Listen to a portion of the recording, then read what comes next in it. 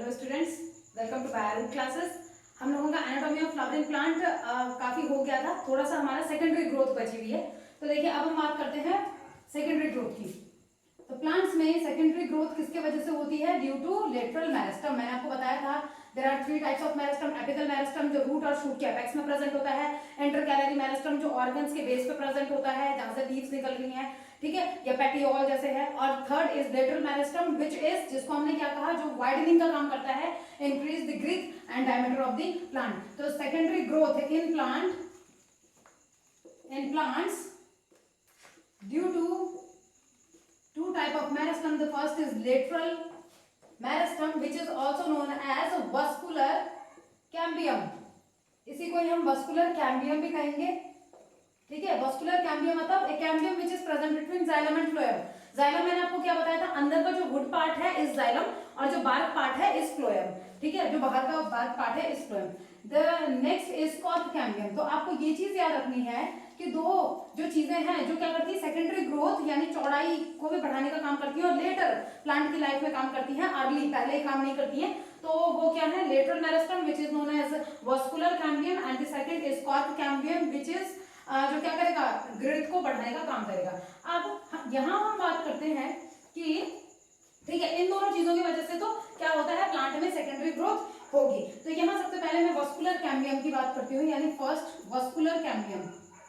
अब vascular cambium में समझिए, यानी आप क्या बोलेंगे, ए कैम्बियम या a meristematic tissue which is present between xylem and phloem. Vascular का मतलब क्या है? Vascular bundles, xylem and phloem. Cambium यानी जाइलम और फ्लोएम के बीच में आने वाला कैम्बियम। मैंने आपको कॉन्जॉइंट बताया था, याद कीजिए, मैंने आपको बताया था ओपन कौन सा है, क्लोज कौन सा है। तो ओपन कौन सा वाला होता है? जिसमें कैम्बियम प्रेजेंट होता है, ठीक है। जाइलम और फ्लोएम के बीच में कैम्बियम प्रेजेंट होगा तो उसको हम ओपन कहेंगे। तो यहाँ हम कहेंगे मेरिस्टेमेटिक लेयर जो क्या करती है, किस किस के बीच में आती है, तो इसको कह सकते हैं meristematic layer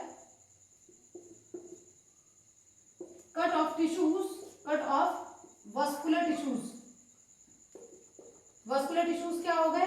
that is xylem and phloem, यानी जाइलम और फ्लोएम के बीच में जो क्या प्रेजेंट होता है, मेरिस्टेमेटिक लेयर प्रेजेंट होती है, या आप कैम्बियम भी कह सकते हैं। उसी को ही हम क्या बोलेंगे, वास्कुलर कैम्बियम उसको कहा जाता है, ठीक है। तो नोन एज वास्कुलर कैम्बियम, वीसी वास्कुलर कैम्बियम हम उसको कहेंगे। अब यहाँ ध्यान दीजिए, vascular cambium are of 2 types. यहाँ पे जो मैं बता रही हूँ, इंट्राफेसिकुलर एंड इंटरफेसिकुलर कैम्बियम, ठीक है। तो first is intrafascicular cambium when the cambium is present between primary xylem and primary phloem.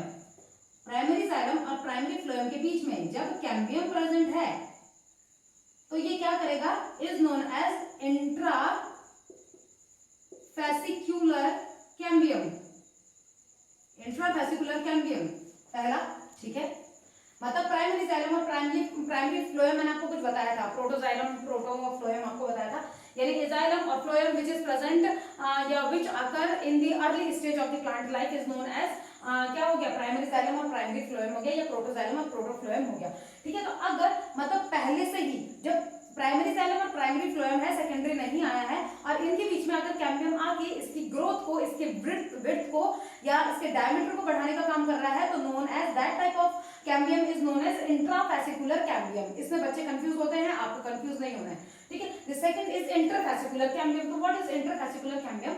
मैंने आपको बताया था मेडुलरी रेज होती हैं, ठीक है। तो मेडुलरी रेस क्या होती है, इस तरीके से आपको बताया था कि ये क्या होती है, इस तरीके से सेमिलुनर, वो बताया था आपको कि पेरिसाइकिल किस तरीके से होंगे। यहाँ मेडुलरी रेस इसको ज्वाइन कर लेती है इस तरीके से। तो यहाँ भी क्या होगा, देखिए इसमें जाइलम और फ्लोएम है, जाइलम फ्लोएम के बीच में जो कैम्बियम होगा उसको आप इंट्राफेसिकुलर कैम्बियम कहेंगे, ठीक है। यहाँ जो जाइलम और फ्लोएम है इनके बीच में कैम्बियम इज इंट्राफेसिकुलर कैम्बियम, फिर जाइलम और फ्लोएम के बीच में intrafascicular cambium. But what is this, ये क्या है? यहाँ क्या होता है, जो क्या है, मेडुलरी रेज है वो एडजॉइन कर लेती हैं इनको, इन कैम्बियम को या जाइलम और फ्लोएम को, और तब उनको क्या कहा जाता है, इंटरफेसिकुलर कैम्बियम। तो आप कह सकते हैं सेल्स ऑफ जो मेडुलरी सेल्स हैं, ठीक है, तो वो एडजॉइन कर देंगे इंटरफेसिकुलर कैम्बियम को, और इसी को ही हम क्या कहते हैं। तो यहाँ इस तरीके से आपको समझ आ गया होगा कि जाइलम और फ्लोएम के बीच में जो कैम्बियम प्रेजेंट है इंट्राफेसिकुलर, लेकिन ये देखिए इन दोनों के बीच में ये जो स्पेस प्रेजेंट है ये किसने भरा था, मेडुलरी रेज। तो मेडुलरी रेज ने जब इस कैम्बियम को ज्वाइन कर लिया तो इसको हम क्या बोलेंगे, इंटरफेसिकुलर कैम्बियम। तो हम ये बोल सकते हैं व्हाट इज इंटरफेसिकुलर कैम्बियम। तो यहां हम बोल सकते हैं when medullary rays cells adjoin the intrafascicular cambium. Okay, जब ये क्या करेंगे, इंट्राफेसिकुलर कैम्बियम को जब ये ज्वाइन कर देंगे, कौन ज्वाइन करेंगे, तो यानी यहाँ पे मेडुलरी रेस का ज्यादा इंपॉर्टेंट रोल है। किसका? मेडुलरी रेस का ज्यादा इंपॉर्टेंट रोल है इंटरफेसिकुलर कैम्बियम में। बट इंट्राफेसिकुलर कैम्बियम में कैम्बियम का ही मेन रोल है, जो कैम्बियम प्राइमरी जाइलम और प्राइमरी फ्लोएम के बीच में प्रेजेंट होता है।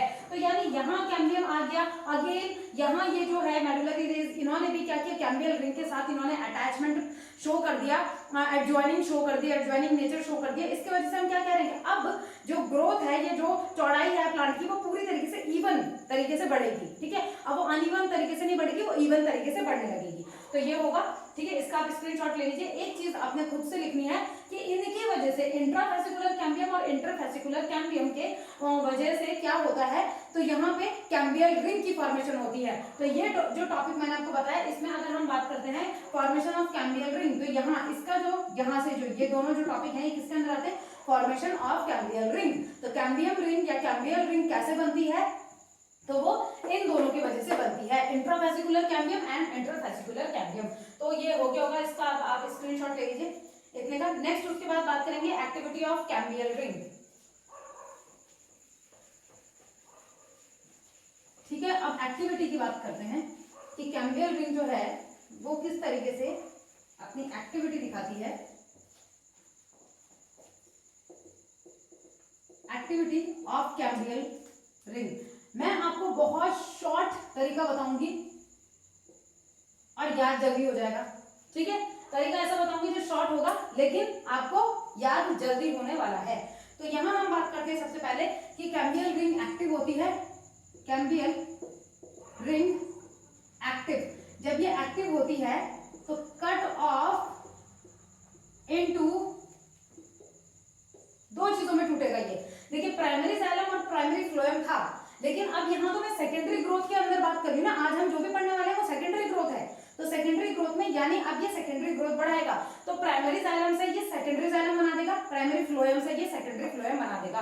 तो ये जो कैम्बियम है, कैम्बियम की रिंग कहाँ थी, प्राइमरी जाइलम और प्राइमरी फ्लोएम के बीच में जो कैम्बियम की रिंग थी, वो कैम्बियम की रिंग टूटती है दो पार्ट में। देखिए, जाइलम जो है वो सेंटर की तरफ होता है पेड़ में, तो यानी इससे कैम्बियम किस में टूटेगा, वो सेकेंडरी जाइलम में टूटेगा। तो पहले हो गया ये, then secondary xylem, then cambium. यहाँ भी सेकेंडरी, ये किस में टूटेगा, सेकेंडरी फ्लोएम में टूटेगा। तो पेरिफेरी की तरफ सेकेंडरी फ्लोएम और सेंटर की तरफ सेकेंडरी जाइलम। तो ये शायद आपको समझ में आ गया होगा, इतना टफ कुछ है नहीं है। ठीक है, तो आप यहाँ करेंगे सेकेंडरी जाइलम टुवर्ड्स पिथ। पिथ क्या हो गया, सेंटर।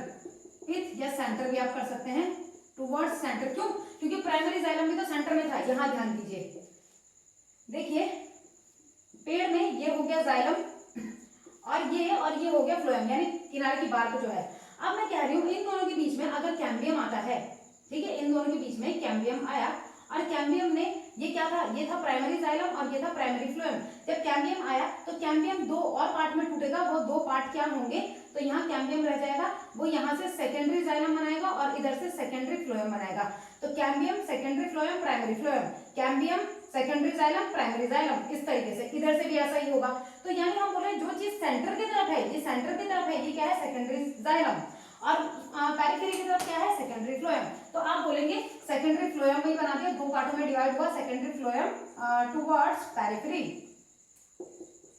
पेरिफेरी, अब ये चीज आप लिखेंगे। देखिए, ये वाला मोर एक्टिव, ये ज्यादा एक्टिव होता है, इसीलिए सो प्रेजेंट मोर इन अमाउंट या मोर इन प्लांट। प्लांट में प्राइमरी, आपसे क्वेश्चन अगर आ जाता है कि which is found more in plants, secondary xylem और सेकेंडरी फ्लोएम, सेकेंडरी जाइलम। क्यों, क्योंकि हमेशा कैम्बियम ज्यादा एक्टिव किधर की तरफ होता है, ये चीज लिखेंगे आप खुद। ये जो कैम्बियम है वो इनर साइड ज्यादा एक्टिव होगा, तो अगर वो अंदर की तरफ ज्यादा एक्टिव रहता है, वो अंदर वाली चीज को ज्यादा बनाएगा, तो सेकेंडरी जाइलम को ज्यादा बनाएगा, यानी वुड की फॉर्मेशन बहुत अच्छी वो करने वाला है आगे। ठीक है, क्योंकि जाइलम किसको रिप्रेजेंट करेगा, वुड को रिप्रेजेंट करता है, और वुड की स्टडी को जाइलोटॉमी कहा जाता है।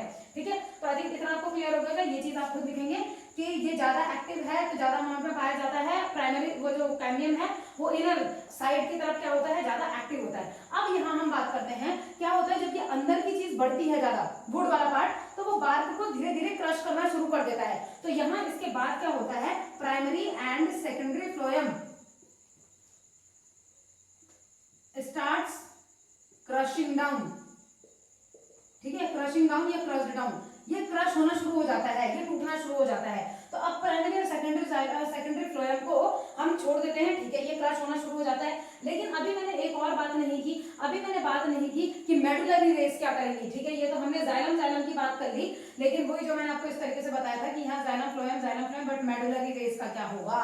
ठीक है, मेडुलरी रेस भी तो कुछ ना कुछ करेंगी, सेकेंडरी मेडुलरी रेस वो बनाती हैं। ठीक है, तो यहाँ हम क्या बोलेंगे कि इसके बाद क्या होता है, ये जो प्राइमरी जाइलम और प्राइमरी फ्लोएम है, अगर इनके बीच में जो कैम्बियम है, वो कैम्बियम आगे जाके सेकेंडरी मेडुलरी रेस बनाता है। तो यहाँ मैं शॉर्ट में लिख रही हूँ primary phloem, cambium, primary xylem, ये किसकी फॉर्मेशन करते हैं, secondary medullary race, form secondary medullary race, ये भी सेकेंडरी मेडुलरी रेस को बनाएंगे। ठीक है, जैसे यहाँ सेकेंडरी जाइलम बन गया कैम्बियम से, वैसे ही सेकेंडरी जाइलम और फ्लोएम के बीच में वाला जो कैम्बियम है, ये कहाँ से बने थे, ये जो कैम्बियम रिंग कहाँ प्रेजेंट थी, प्रेजेंट बिटवीन प्राइमरी जाइलम और फ्लोएम के बीच में प्रेजेंट थी ये जो कैम्बियम रिंग। ये फिर अगेन किस में टूटी, सेकेंडरी जाइलम और सेकेंडरी फ्लोएम में। लेकिन सेकेंडरी जाइलम और सेकेंडरी फ्लोएम के बीच में जो कैम्बियम प्रेजेंट होगा वो सेकेंडरी मेडुलरी रेस की फॉर्मेशन करेंगे। तो आप इसका स्क्रीनशॉट ले लीजिए। और इससे ज्यादा आपको जो वो है कि एक्सप्लेनेशन, वो इससे ज्यादा सिंपल आपको नहीं मिल सकता। ठीक है, अब इससे ज्यादा और शॉर्ट फॉर्म में आप नहीं कर सकते। तो ये आई थिंक आपको क्लियर हो गया होगा और इसमें कंफ्यूजन भी नहीं होने वाला। नेक्स्ट बात करते हैं टाइप्स ऑफ वुड। तो टाइप्स ऑफ वुड में वैसे तो बहुत सारी टाइप की वुड होती है, मोनोजाइलिक वुड, पिक्नोजाइलिक वुड हो गई, कंप्रेस्ड वुड हो गई, प्रेशर वुड हो गई। ठीक है, और टाइप्स ऑफ वुड जैसे क्रिकेट का जो बल्ला होता है, बैट होता है, तो इसमें साइलेक्स का बनता है ज्यादा। तो ऐसे टाइप की बहुत सारे टाइप्स की वुड अलग अलग होती है, पोरस, नॉन पोरस वुड। लेकिन एनसीईआरटी आपको सिर्फ 2 टाइप की वुड बताती है। ठीक है, तो टाइप्स ऑफ वुड की बात करते हैं। पहले तो स्टडी को हम क्या बोलते हैं, xylotomy. Xylotomy is the study of wood. ठीक है, अब देखिए यहां मैं आपको टाइप्स ऑफ वुड में बताती हूँ। फर्स्ट इज स्प्रिंग वुड, या इसी को आप अर्ली वुड भी कह सकते हैं, early would. The second is winter, autumn और लेट वुड। ठीक है, 2 टाइप की वुड है। देखिए स्प्रिंग वुड की अगर बात करते हैं तो यहां हम क्या बोल रहे हैं, it is known as early wood. Early wood बोल रहे हैं यानी कि ये पहले ही बन गई है, सीजन में सबसे पहले जो स्प्रिंग सीजन आया उस टाइम पे ये बन गई है। तो उस टाइम पे क्या होता है, कैम्बियम बहुत ज्यादा एक्टिव होता है। स्प्रिंग सीजन में सबसे ज्यादा ब्लूमिंग चलती है ना फ्लावर्स की, या जो भी प्लांट में नए पत्ते वगैरह आते हैं, तो कैम्बियम इज वेरी एक्टिव। इस एक्टिव कैम्बियम की वजह से क्या होता है, जाइलम वेसल्स जो बनती हैं, xylem vessels have wide cavity हो जाती है उनकी। आप एक तरीके से इस तरीके से समझिए, एक पेपर मैं आपको दे रही हूँ। ठीक है, एक मैंने आपको पेपर दिया ये, और एक इतना ही पेपर मैंने दूसरा दिया। यहाँ मैंने आपको जो कलर दिया वो बहुत कम अमाउंट में दिया, वाटर कलर जो मैंने आपको दिया बहुत कम अमाउंट में दिया, और मैं कह रही हूँ कि पूरे पेपर को अपने इसमें पेपर पे आपने इस कलर को अप्लाई करना है। यहाँ मैंने आपको बहुत डार्क कलर दिया था, बहुत ज्यादा कलर दिया था। तो आप खुद बताइए ये वाला ज्यादा डार्क होगा या ये ज्यादा डार्क होगा? ये ज्यादा डार्क होने वाला है ना, और ये लाइट होने वाला है। क्यों? क्योंकि यहाँ जो कलर्स थे वो कलर्स बहुत दूर दूर आपने किए। कैसे दूर दूर किए, मतलब पूरा ढंग से अप्लाई नहीं हो पाया। ठीक है, वो बहुत ज्यादा पास कलर के जो मॉलिक्यूल्स थे वो बहुत ज्यादा पास नहीं थे, जबकि यहाँ थे। तो यहाँ डार्क है, वही चीज आप यहाँ अप्लाई कीजिए कि अगर जाइलम वेसल्स वाइड हैं, दूर दूर तक फैले हुए हैं, तो क्या इसका कलर डार्क होने वाला है? नो, इसका कलर क्या होगा, so light in colour and density. ठीक है, लाइटर कर दीजिए, lighter in colour and density. Density भी कम होगी। घनत्व का मतलब क्या है, नंबर ऑफ पार्टिकल्स कितने पास प्रेजेंट है, मॉलिक्यूल्स कितने पास प्रेजेंट है। यहाँ पास कहाँ है, कैम्बियम की एक्टिविटी ज्यादा होने की वजह से मॉलिक्यूल्स तो स्कैटर्ड हो गए हैं, बहुत दूर दूर चले गए हैं। ठीक है, तो अब यहाँ पे आपको कंफ्यूजन नहीं होगा, आप ये पेपर वाला एग्जांपल याद रखिएगा तो आपको कंफ्यूजन नहीं होगा कि स्प्रिंग वुड में, दोबारा समझिए, स्प्रिंग वुड में क्या होता है, कैडमियम की एक्टिविटी ज्यादा होती है जिसकी वजह से जो जाइलम वेसल्स होते हैं वो बहुत ज्यादा वाइड होते हैं, और अगर लाइट की बात करते हैं तो lighter in colour and density. Next यहाँ हम बात करते हैं, जस्ट अपोजिट है, विंटर वुड में क्या होता है, कैडमियम लेस एक्टिव। अगर कैडमियम लेस एक्टिव है तो उसकी वजह से क्या होता है, जाइलम विद नैरो कैविटी, ठीक है, जाइलम के पास नैरो कैविटी है जिसकी वजह से darker colour and high density, density घनत्व ज्यादा हो जाएगा, ठीक है, डेंसिटी हाई हो जाएगी। बस तो ये चीज आपको समझ आ गई है, ये अब यहाँ आपका कंफ्यूज नहीं होना चाहिए, बस कैडमियम एक्टिविटी आपको पता होनी चाहिए, एक वर्ड आपको पता होना चाहिए, एक स्टेटमेंट आपको पता होना चाहिए, आपको चीजें पूरी दिमाग में खुलती चली जाएंगी। जहाँ कैडमियम ज्यादा काम करेगा वहां चीजें दूर दूर तक फैलेंगी, बहुत ज्यादा बनेंगी और दूर दूर तक फैलेंगी, जिसकी वजह से लाइटर कलर हो जाएगा, लाइटर डेंसिटी हो जाएगी। जहाँ कैडमियम कम काम करेगा वहां पे एक ही जगह में चीजें रहेंगी, ठीक है, और वहां वो क्या करेंगी, वो डार्क कलर की होंगी और हैवी डेंसिटी या हाई डेंसिटी उनकी होगी, ठीक है। तो आप इसका स्क्रीनशॉट ले लीजिए। नेक्स्ट टाइप ऑफ वुड की हम बात करते हैं, हार्डवुड और ये सैपवुड। बट इसमें एक चीज आप लिखेंगे यहाँ पे कि बोथ दी वुड, ये जो दोनों वुड होती हैं, ये दोनों वुड एनुअल रिंग फॉर्म करती हैं, कि एक साल में स्प्रिंग वुड भी बनी और विंटर वुड भी बनी। आप कभी पेड़ में देखेंगे ना, कोई ऐसे पेड़ होंगे जहां आपको धारी धारी से दिखेंगी, रिंग दिखेंगी, तो एक डार्क बैंड एक light band, dark band light band. What is dark band, वो विंटर वुड थी जिसने डार्क बैंड बना दिया, सेकंड स्प्रिंग वुड थी जिसने लाइट बैंड बना दिया। तो लाइट एंड डार्क बैंड, दो बैंड्स को जोड़ के हम एक साल काउंट करते हैं। प्लांट की एज को डिटरमाइन करने के लिए, एस्टिमेट करने के लिए हम इन एनुअल रिंग्स का यूज करते हैं। तो एनुअल रिंग्स कैसे बनती है, annual ring, one annual ring is equal to one spring wood plus one winter wood, ठीक है। तो एक लाइट और एक डार्क बैंड मिला के एक एनुअल रिंग बनाते हैं, तो यानी एक साल काउंट होगा, वो एक डार्क और एक लाइट बैंड का एक साल काउंट किया जाता है, ठीक है। और इसको क्या कहते हैं, डेंड्रोक्रोनोलॉजी, ठीक है, ये है नहीं आपके पास वैसे, बट डेंड्रोक्रोनोलॉजी क्या हो गया, estimation of the age of the plant by, ये डिपेंड ऑन एनुअल रिंग्स, ठीक है। इसका स्क्रीनशॉट ले लीजिए जल्दी। अब नेक्स्ट हम बात करते हैं, next type of would, hardwood and sapwood. अब हार्डवुड एंड सैपवुड में भी यही है, इसी तरीके से आप समझेंगे। देखिए, हार्डवुड, ड्यूरामेन भी बोलते हैं इसको वैसे, और सैपवुड, ठीक है। सैप का मतलब क्या हो गया, वाटर प्लस मिनरल, यानी ये कंडक्ट करेगा, कंडक्ट वाटर, ये वाटर को कंडक्ट करता है, सैपवुड, ठीक है। बट हार्डवुड जो होती है, नॉट कंडक्ट वाटर, ये वाटर को कंडक्ट नहीं करेगा।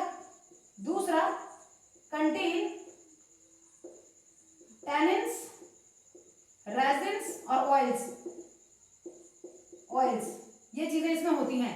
हाईली ड्यूरेबल, ज्यादा ड्यूरेबल है, नो वाटर, वाटर नहीं है, तो इसकी वजह से क्या होता है, यहाँ नो माइक्रोबियल इन्फेक्शन, यहाँ माइक्रोबियल इन्फेक्शन इसको नहीं होंगे, ठीक है, माइक्रोबियल इन्फेक्शन नहीं होता, इसीलिए हम क्या बोलते हैं, ये ज्यादा ड्यूरेबल होता है, नेचर में ज्यादा ड्यूरेबल होता है, ठीक है। और रेनी सीजन में नॉट इम्बीब वाटर, फूलता नहीं है, not imbibe water in rainy season, rainy season में ये पानी को नहीं सोखता, तो इसकी वजह से अगर इन की खिड़की दरवाजे बनाए जाए तो वो पानी को सोखते नहीं है, ठीक है। तो हार्डवुड ऐसी होती है, कंटेन टैनिन्स, रेजिन्स, ऑयल, तो इसकी वजह से माइक्रोबियल इन्फेक्शन भी नहीं हो पाता इसमें, ठीक है। तो अब क्योंकि ये ऐसा है, तो आप खुद सोचिए, किसी चीज में आपने कोई मैंने आपको पेंट दिया और मैंने वाटर दिया एक में, दूसरा मैं बोली इस पेंट को ऐसे ही अप्लाई करो, जहां आपने वाटर के साथ घोला वहां लाइट कलर होगा, तो यहाँ लाइट कलर, क्योंकि वाटर है, लाइट कलर, यहाँ लाइट नहीं, यहाँ डार्क कलर होगा, क्योंकि यहाँ वाटर नहीं है, तो उस पेंट को आप डायरेक्ट अप्लाई कर रहे हैं, तो वैसे यहाँ पे भी है, तो ये डार्क कलर का होगा। तो अब ये चीज आपको ये भी समझ में आ जाएगा आपको कि यहाँ क्या होता है। बस एक चीज आपको और याद रखनी है कि ये जो होता है, it is present at the centre, ये सेंटर की तरफ प्रेजेंट होता है, किसमें, सेकेंडरी जाइलम में। तो एक ये चीज प्रेजेंट एट द सेंटर, हो सकता है इस बार इससे क्वेश्चन आ जाए, centre of secondary xylem, secondary xylem के सेंटर में प्रेजेंट होता है, और ये present at the periphery of secondary xylem. क्यों सेकेंडरी जाइलम बोला, क्योंकि जाइलम ही तो वुड है, ठीक है, जाइलम ही है ना वुड, इसीलिए जाइलम बोल रही हूँ, ठीक है। तो इतना आपको क्लियर हो गया होगा ये सारी चीजें इसमें। यहाँ ये चीज याद रखना, ये डार्क कलर का होता है और हाईली लिग्निफाइड होता है, लिग्निन इसमें प्रेजेंट होता है ज्यादा, तो लिग्निन भी आप ऐड करेंगे। और लिग्निन ज्यादा है तो क्या है, ये टफ नेचर प्रोवाइड करेगा इसको और ज्यादातर टिश्यूज को मार देगा, ठीक है, मारेगा, सुबेरिन की वजह से ज्यादा मरते हैं, बट टफ नेचर तो प्रोवाइड करेगा ही, तो टफ ही तो है, टफ है, ड्यूरेबल है ज्यादा, ठीक है, ज्यादा अच्छी है यूज करने में, ज्यादा अच्छी है, वो कम अच्छी है क्योंकि वो वाटर को कंडक्ट करा रही है, तो लाइट कलर की भी है और माइक्रोबियल इन्फेक्शन भी इसमें ज्यादा हो जाया करते हैं। ये पेरिफेरी की तरफ पाई जाती है। तो वुड कौन सी अच्छी, पेड़ की वुड कौन सी अच्छी, अंदर वाली वुड, अंदर कौन सी प्रेजेंट है, heart would present at the centre of secondary xylem, ठीक है, तो वो वाली ज्यादा अच्छी है। इसका स्क्रीनशॉट ले लीजिए। यहाँ पे हो गया आपका वास्कुलर कैम्बियम कंप्लीट। अब आपका एक बचा है कॉर्क कैम्बियम, सेकेंडरी ग्रोथ में कॉर्क कैम्बियम।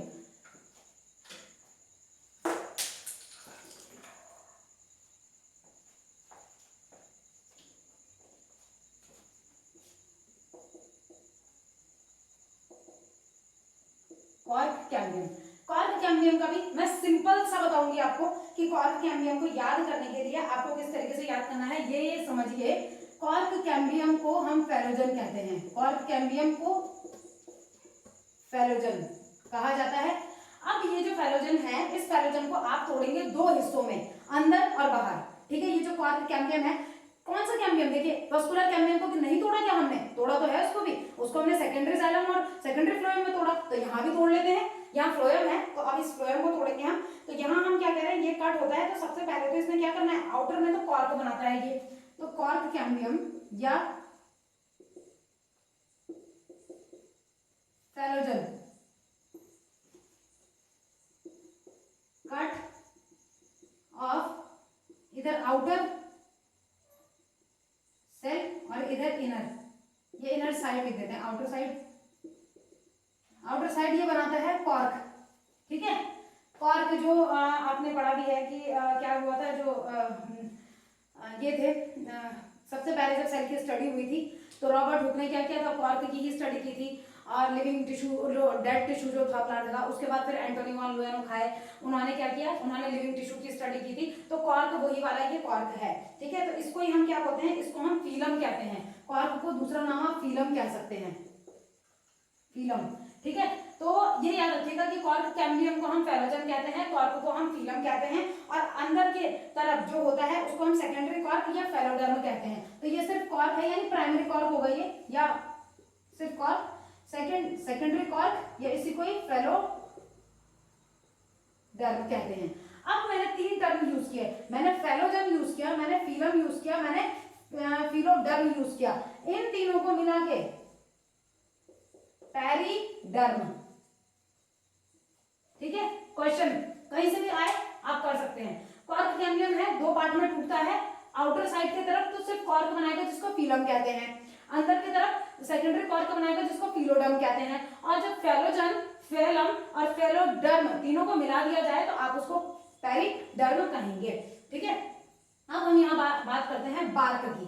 तो देखिए इसमें क्या होता है, जब ये बनेगा तो इसमें अंदर की तरफ से क्या होगा, प्रेशर क्रिएट होना शुरू होगा इसमें भी, ठीक है। तो यहाँ भी हम वही कहेंगे सेम जैसे वहां पे था। तो यहाँ एक्टिविटी किसमें, कॉर्क कैम्बियम की एक्टिविटी बढ़ जाएगी, ठीक है, अंदर कॉर्क कैम्बियम की एक्टिविटी बढ़ेगी, जिसकी वजह से क्या होगा, बहुत सारी जो बाहर की लेयर्स होती हैं वो रप्चर करना शुरू कर जाती हैं, ठीक है। और उसके बाद हम आ जाते हैं बार्क में। तो बार्क क्या है, बार्क हम क्या कहते हैं, सबसे बाहर का जो छाल, पेड़ की छाल हम कह सकते हैं। तो बार्क को आप ये कह सकते हैं, it is a technical term which is used to represent या which represent all the exterior tissues जो होंगे, exterior tissues to the vascular cambium, ठीक है। कि मतलब जो टेक्निकल टर्म आप कहेंगे या ये बोल सकते हैं एक्सटीरियर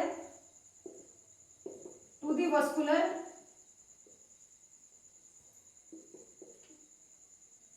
कैम्बियम, ठीक है।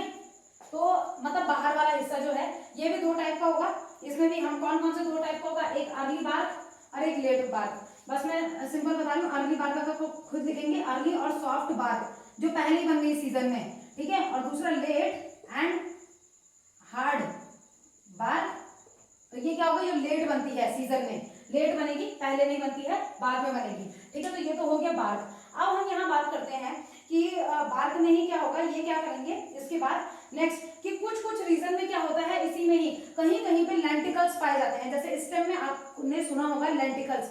व्हाट आर लेंटिकल्स, ये आप खुद लिख लेंगे। लेंटिकल्स क्या होते हैं, लेंटिकल्स होते हैं लेंस शेप के स्ट्रक्चर जो किसमें पाए जाते हैं, डाइकॉट स्टेम में पाए जाते हैं। डाइकॉट स्टेम में लेंस शेप के स्ट्रक्चर पाए जाते हैं और ये स्ट्रक्चर क्या करते हैं, exchange help in the exchange of gases, कहाँ, एटमॉस्फेयर से पेड़ के अंदर लेकर जाएंगे या पेड़ से एटमॉस्फेयर में ये ट्रांसफर करेंगे। तो लेंटिकल्स एक इंपॉर्टेंट स्ट्रक्चर है जो लेंस शेप का है और कहाँ प्रेजेंट होता है, तो ये प्रेजेंट होता है किसमें, इनमें जो बार्क होती है, बार्क में प्रेजेंट होगा डाइकॉट स्टेम में। ये चीज याद रखिएगा, डाइकॉट स्टेम बोल रही हूँ, तो डाइकॉट स्टेम में ये होता है और एक्सचेंज ऑफ गैसेस कराने का ये काम करेगा। तो इसको आप खुद लिख लेंगे। अब आप इसका स्क्रीनशॉट ले लीजिए। उसके बाद आपके पास आता है last topic, secondary growth in roots. तो हमने सेकेंडरी ग्रोथ स्टेम में हमने बात कर ली है, ठीक है। रूट में भी मैं आपको शॉर्ट में बता रही हूँ। लास्ट टॉपिक जो आपके पास इस चैप्टर का है। इसके बाद देखते हैं, या तो हम जेनेटिक्स, मैं आपको बता दूंगी जेनेटिक्स और बायोटेक्नोलॉजी, क्योंकि उससे क्वेश्चंस ज्यादा आते हैं और मतलब ज्यादा मार्जिन वो रखता है, तो उस वाले चैप्टर को कर लेंगे। या तो देखते हैं, क्योंकि अभी टाइम भी कम है तो चैप्टर पूरे तो हो नहीं पाएंगे, तो मैं आपको शॉर्ट में ही बताऊंगी इंपॉर्टेंट चीजें। तो देखते हैं इसके बाद या तो जेनेटिक्स या बायोटेक्नोलॉजी कुछ स्टार्ट करते हैं ऐसे। अब देखिए यहाँ secondary growth in dicot roots. Dicot roots में सेकेंडरी ग्रोथ कैसे होती है, वैसे ही जैसे सेकेंडरी ग्रोथ प्राइमरी ग्रोथ की हमने बात की थी, किसमें, डाइकॉट रूट्स में, वैसे टाइप की होती है, थोड़ा सा चेंजेस होते हैं। ये चीज आप लिखेंगे कॉपी में कि सेकेंडरी ग्रोथ सिर्फ जिम्नोस्पर्म और एंजियोस्पर्म में ही होती है, ठीक है। सेकेंडरी ग्रोथ नॉट अगर इन मोनोकॉट्स, मोनोकॉट की स्टेम में नहीं होगी, मोनोकॉट के रूट में नहीं होगी, ठीक है। सिर्फ किस में होगी, डाइकॉट और डाइकॉट्स में क्या, ये आगे के या तो डाइकॉट्स हो गया यानी जिम्नोस्पर्म का, वो एंजियोस्पर्म का पार्ट है या जिम्नोस्पर्म, ठीक है, इनमें ही सेकेंडरी ग्रोथ होगी। अब अगर यहाँ हम बात करें तो यहाँ पे मैं आपको इसी तरीके से बताऊंगी कि एपिडर्मिस हो गया, कॉर्टेक्स हो गया और उसके बाद क्या हो गया, प्राइमरी एपिडर्मिस, देन कॉर्टेक्स, फिर प्राइमरी फ्लोएम। अब क्या होता है, ये जो प्राइमरी फ्लोएम है इसके बाद यहाँ पे रिंग की फॉर्मेशन होती है, तो सेकेंडरी फ्लोएम रेज, इसके बाद हम बोलेंगे सेकेंडरी फ्लोएम रेज यहाँ पाई जाती है, ठीक है। तो सेकेंडरी फ्लोएम यानी सेकेंडरी तो टर्म आना ही चाहिए ना, सेकेंडरी चाहे रूट की बात है, सेकेंडरी मतलब सेकेंडरी ग्रोथ हुई है, जहां सेकेंडरी आपने नहीं लगाया यानी सेकेंडरी ग्रोथ तो हुई नहीं है। आपका टॉपिक क्या है, सेकेंडरी ग्रोथ। तो सेकेंडरी ग्रोथ किसका, सेकेंडरी जो फ्लोएम रेज है वो यहाँ पे होंगी और उसके बाद वास्कुलर कैम्बियम आता है, वास्कुलर कैम्बियम के बाद एनुअल रिंग्स। तो वास्कुलर कैम्बियम आएगा, तो क्यों वास्कुलर कैम्बियम, समझिए वास्कुलर कैम्बियम था, वास्कुलर कैम्बियम मैंने आपको क्या बताया था, यहाँ समझिए प्राइमरी फ्लोएम और प्राइमरी जाइलम के बीच में कैम्बियम आया, कैम्बियम ने क्या किया, उसने सेकेंडरी फ्लोएम बना दिया और सेकेंडरी जाइलम बना दिया। तो तभी तो सेकेंडरी फ्लोएम मैंने बोला, तो सेकेंडरी फ्लोएम देखिए प्राइमरी फ्लोएम लिखा है मैंने, फिर सेकेंडरी फ्लोएम आया, फिर कैम्बियम आया, अब सेकेंडरी जाइलम और प्राइमरी जाइलम आएगा, ठीक है। तो उसके बाद आप क्या कर सकते हैं, इसके बाद आप कर सकते हैं एनुअल रिंग्स कर सकते हैं, कि यहाँ एनुअल रिंग्स देखने को मिलेंगी, एनुअल रिंग्स। फिर उसके बाद क्या आया, कैम्बियम के बाद सेकेंडरी जाइलम और प्राइमरी जाइलम, तो secondary xylem and primary xylem. तो आपको ये कॉन्सेप्ट अगर समझ आ गया तो आपको सेकेंडरी ग्रोथ समझ में आ गई है, ठीक है। तो ये चीज यहाँ पे होगी और ये चीज आप लिख लेंगे खुद ही कि सेकेंडरी ग्रोथ अगर in the stem and roots of dicot plants या gymnosperm and angiosperm, but it never अगर इन मोनोकॉट्स, ठीक है। तो यहाँ पे आपका ये हो जाता है चैप्टर कंप्लीट। तो आज के लिए इतना ही रखते हैं, थैंक यू सो मच।